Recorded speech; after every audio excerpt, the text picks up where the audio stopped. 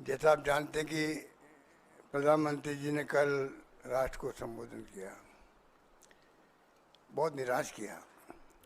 बातें बहुत अच्छी कही उन्होंने, कुछ वादे भी किए हैं फ्यूचर के लिए कि फ्यूचर में क्या पॉलिसी रहेगी देश की, आतंकवाद को लेके भी,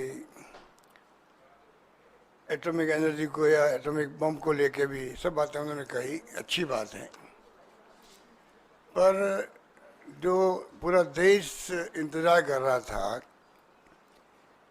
कि जो अचानक सीज फायर हुआ, उसको देश पूरा समझ नहीं पा रहा है, कोई नहीं समझ पा रहे हैं। ऐसा कभी होता नहीं है कि वो भी गुप्त तरीके से सीक्रेट रख के कैसे हो सकता है। पब्लिक डोमेन में बात आती है कि हम चर्चा कर रहे हैं युद्ध कैसे रुके। हम भी नहीं चाह रहे युद्ध करना, क्योंकि सबसे अच्छा काम सेना ने ये किया, जिनको हम सब सलाम करते हैं। उन्होंने जो है पहले दिन ही जो अटैक किया, उसमें ना सिविलियन कोई जगह पर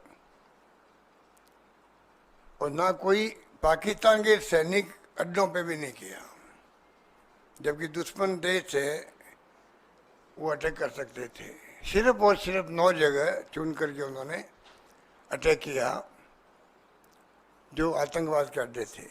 तो पूरी दुनिया में इसकी तारीफ हुई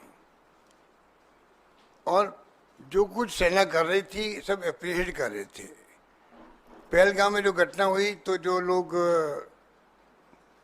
26 परिवारों के अलावा भी देश के हर परिवार के अंदर दुख का आभास हो रहा था और वो सोच नहीं पा रहे कि इसका क्या शब्द क्या काम लें संवेदना के लिए भी।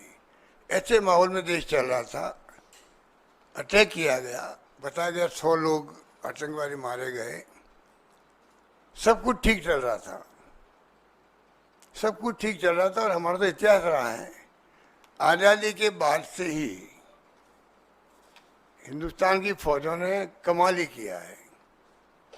गोवा से बात शुरू करें अपन, गोवा में तो 61 में शायद उसको हमने छुड़ा लिया पुर्तगालियों से।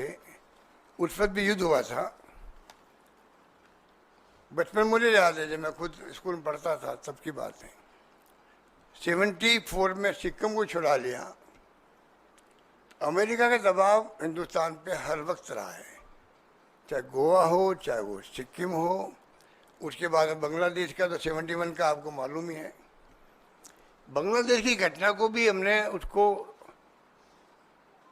और जो पॉलिसी एनडीए गवर्नमेंट की दबा के रखने की इतिहास को, उसके कारण की नई पीढ़ी तो पता ही नहीं, वो समझ नहीं पाएगी कि हो क्या रहा देश के अंदर। वो उसको गर्व करने की स्थिति नहीं रहेगी उनकी।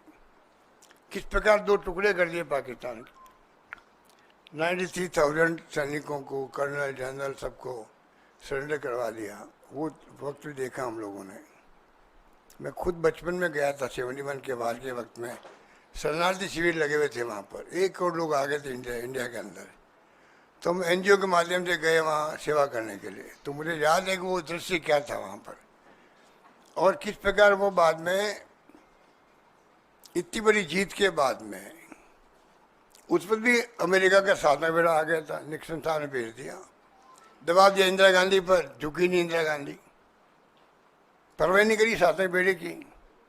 ये भी वक्त था हमारा जब ये सब कुछ हुआ।